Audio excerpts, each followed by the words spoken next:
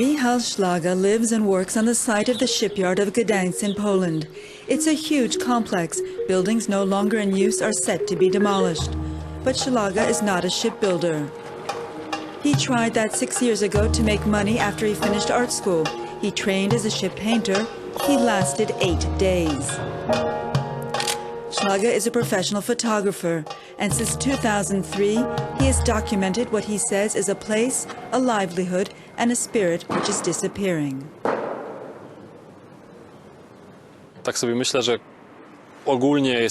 think this place is so important for our country, to the point where we should have a national project allowing us to commit this kind of place to record, since it's disappearing. Looking at all this from the inside, I said to myself, I'm going to take care of it, to tell people who don't know it about this chapter of history.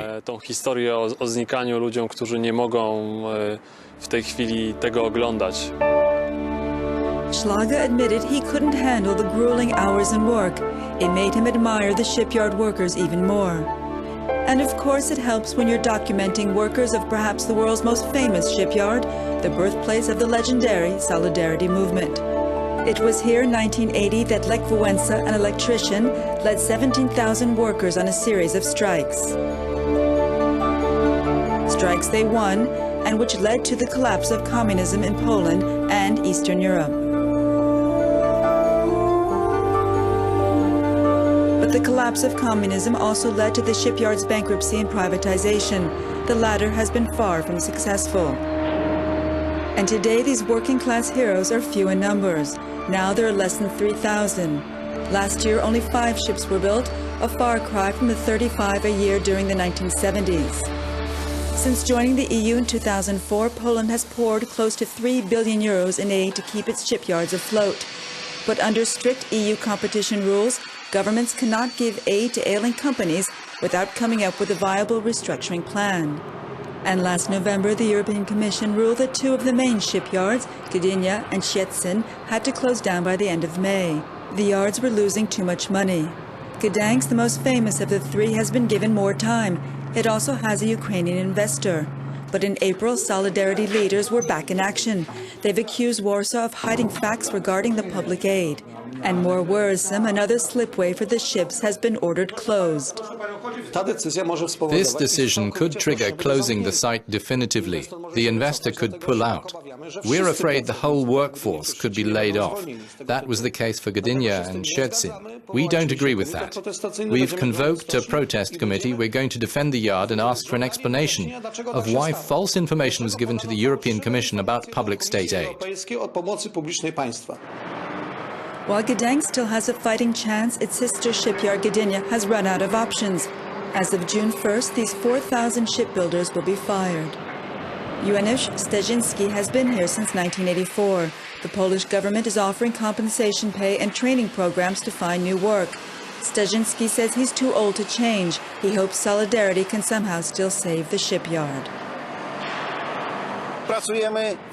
We're working. Things are going well. It has always been like that, working. Work comes first.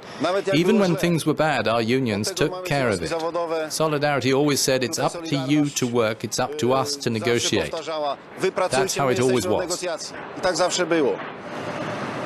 But can the world's most famous trade union fight against the EU's principles of free trade and fair competition?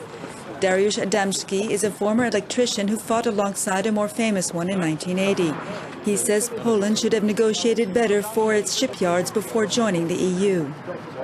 As far as the situation in Poland is concerned, it has to be said that Poland had its 5 minutes say at the time it joined the European Union, when the framework of negotiation would have allowed Poland to ask for transition periods for Polish shipbuilding, to leave more time to restructure and look for investors. In Gdansk, the presence of foreign companies underlines growing investment in Poland. And while Poland's shipyards have suffered from EU-acquired reforms, the rest of the country has thrived from EU membership. A recent report claims that Poland, along with Slovakia, are the only EU states whose economies are still growing despite the international financial crisis. And For the city's deputy mayor, he believes the shipyard industry will continue, but on a smaller and more efficient scale. Polish public opinion is worried about the yards. People disagree with what's happening, but it's a natural process. In the same way that French farmers protest against lower subsidies for what they do. And in the same way steel in Britain and the people it employs were against restructuring that sector. It happens everywhere in Europe. In Gdansk, tourists flock to visit what is called the jewel of the Baltic Sea. But they also come for its more recent history, that of the shipyards in Solidarity. Exhibitions like this one tell the story of Solidarity's fight and the workers who sacrificed their lives to create a democratic Poland. Yet for one of Solidarity's founding members, yesterday's heroes must face up to today's economic reality. I took part in the strikes and underground organizations, and I think it's enough to have a monument for those who fought. It's enough to have exhibitions like this one, which commemorate the workers. As for the yard, we should take an economic approach, not historic. If the yards produce ships, good. If there's no demand, too bad. You have to accept it.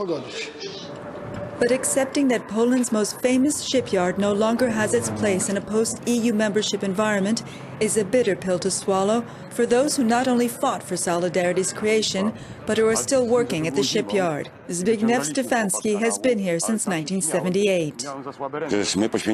We have sacrificed everything, nearly everything, to save this yard, and now they tell us it's not profitable anymore, and we have to leave.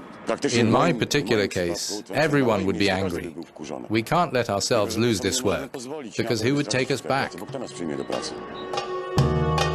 Stefanski says he's determined to fight once again for his job. And behind his camera, Michał Szlaga sees not one, but many stories along Poland's road to political and economic freedom. Telling the story about this place's decline also means telling the story of a lot of other places like this in Poland, which have disappeared or are in the process of disappearing. But no one talks about them because they're not as famous as the Gdansk shipyard.